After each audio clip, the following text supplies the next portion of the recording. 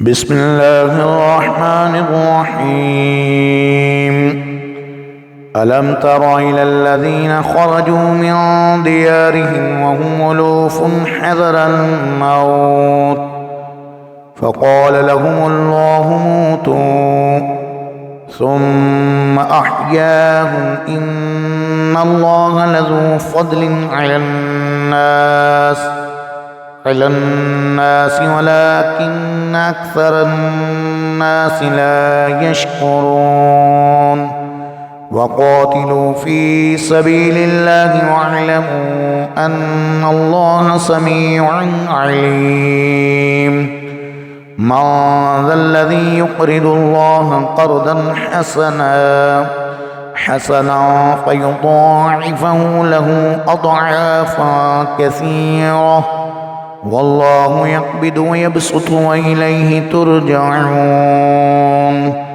ألم تر إلى الملأ من بني إسرائيل من بعد موسى إذ قالوا لنبي له مبعث لنا ملكا نقاتل في سبيل الله قال هل عسيتم إن كتب عليكم القتال ألا تقاتلوا قالوا وما لنا ألا نقاتل في سبيل الله وقد أخرجنا من ديارنا وأبنائنا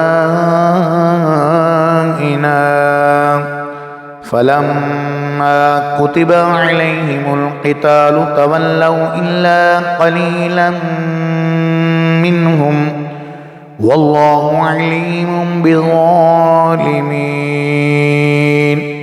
وقال لهم نبيهم إن الله قد بعث لكم طالوت ملكا قالوا أنى يكون له الملك علينا ونحن أحق بالملك منه ولم يؤت سعة من المال قال إن الله اصطفاه عليكم وزاده بسطة في العلم والجسم والله يؤتي ملكه من يشاء والله واسع عليم. وقال لهم نبيهم إن آية ملكه أن يأتيكم التابوت فيه سكينة من ربكم وبقية مما ترك آل موسى وآل هارون تحمله الملائكة إن في ذلك لآية لكم إن كنتم مؤمنين.